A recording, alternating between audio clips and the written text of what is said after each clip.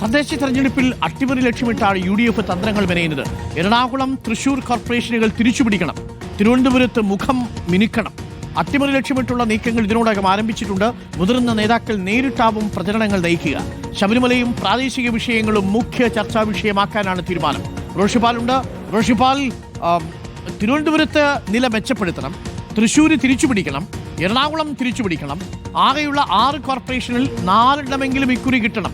കൊല്ലത്ത് വലിയ പ്രതീക്ഷയില്ല, കോഴിക്കോടും കിട്ടിയാൽ ഭാഗ്യം. അതൊഴിച്ചു നിർത്തിയാൽ കണ്ണൂർ നിലവിലുണ്ട്, അത് കൈവിടാതെ സൂക്ഷിക്കണം.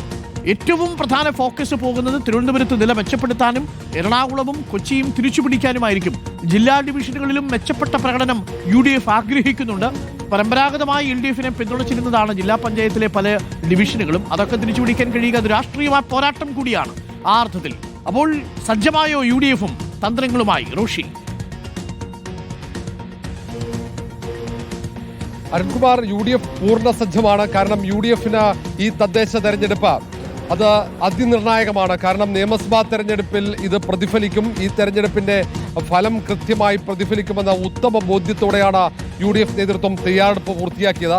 മുതിർന്ന നേതാക്കൾ തന്നെയാണ് പ്രചാരണം നയിക്കുന്നതും ഓരോ കോർപ്പറേഷന്റെയും ചുമതല ഏറ്റെടുത്തിരിക്കുന്നത്. നേരത്തെ കണ്ണൂർ കോർപ്പറേഷൻ മാത്രമാണ് UDF-ന്. ആ കോർപ്പറേഷൻ നിലനിർത്താൻ K. സുധാകരന് ചുമതല നൽകുന്നു. കോഴിക്കോട് കോർപ്പറേഷന്റെ പ്രചാരണ ചുമതല രമേശ് ചെന്നിത്തല ഏറ്റെടുത്ത, തൃശ്ശൂരിലും സമാനമായി തന്നെ അവിടെ റോജി എം ജോൺ ഏറ്റെടുത്ത, എറണാകുളത്ത് VD സതീശനും. എറണാകുളവും തൃശ്ശൂരും തിരിച്ചുപിടിക്കുക എന്നതാണ് ഏറ്റവും പ്രധാനപ്പെട്ട ലക്ഷ്യം. അതിനൊപ്പം തിരുവനന്തപുരത്ത് ഒരു അട്ടിമറി കൂടി കോൺഗ്രസ് ലക്ഷ്യമിടുന്നത്. അതുകൊണ്ടാണ് K. മുരളീധരന് ആ ചുമതല നൽകിയത്. ഇവിടെ പ്രചാരണ ജാഥയടക്കം കോർപ്പറേഷൻ ഭരണത്തിനെതിരെ നടത്തി. ഈ തവണ നേരത്തെ BJP-ക്ക് ലഭിച്ചിരുന്ന വോട്ടുകൾ ഉൾപ്പെടെ പിടിച്ചെടുത്ത ഒരു അട്ടിമറി തന്നെ ലക്ഷ്യമിടുന്നു. അത് വിജയിക്കുമെന്ന കണക്കുകൂട്ടൽ തന്നെയാണ് കോൺഗ്രസിനുള്ളത്. ഏതായാലും ഈ 3 കോർപ്പറേഷൻ തന്നെ ലക്ഷ്യമിടുമ്പോൾ മറ്റ് ജില്ലാ പഞ്ചായത്ത് ഡിവിഷനുകളടക്കം കൃത്യമായ പ്ലാനുണ്ട്.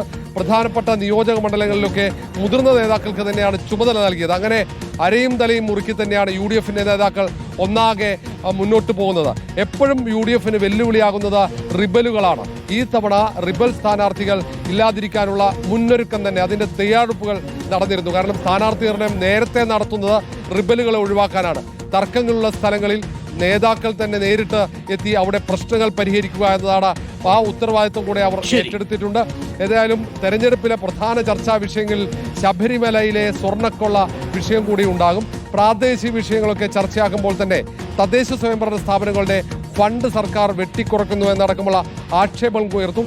അങ്ങനെ വികസന മുരടിപ്പ് ഉൾപ്പെടെ ഉയർത്തിക്കാണിച്ച പ്രാദേശിക വിഷയങ്ങളൊക്കെ ഉയർത്തിക്കാണിച്ച് ഒപ്പം ശബരിമല വിഷയം കൂടി ഉന്നയിച്ചുകൊണ്ട് കൂടുതൽ പ്രചാരണം ശക്തമാക്കാനുള്ള നീക്കം തന്നെയാകും UDF-ന്റെ ഭാഗത്തുനിന്നുണ്ടാവുക.